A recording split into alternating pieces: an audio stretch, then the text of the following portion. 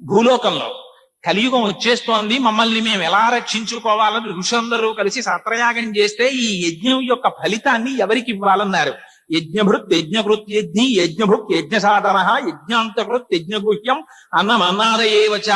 విష్ణువే కదా యజ్ఞం యొక్క భాగాన్ని తీసుకునేవారు, యజ్ఞ ఫలితాన్ని.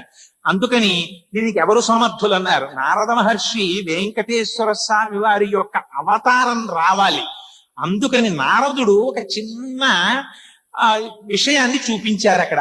ఆయన అన్నారు, ఒకడు చెప్పడం ఏమిటయా, ఇక్కడ భృగు ఉన్నాడు కదా, ఒకసారి పంపించండి, ఎవరికి బాగా సత్వగుణం ఉందో వారికి మీరు ఈ యజ్ఞ ఫలితాన్ని ఇవ్వండి అన్నారు. వెంటనే భృగు బయలుదేరాడు, నేను చూసొస్తానని. మొట్టమొదట బ్రహ్మలోకానికి వెళ్ళాడు. సరస్వతి మాతగా ఉంది. ఈ వకుళమాత నీ కళ్యాణం చూడడానికి వచ్చిందో, అందుకని ఈ వకుళమాతని నీతో తీసుకెళ్లవలసింది అని వెంకటేశ్వర స్వామి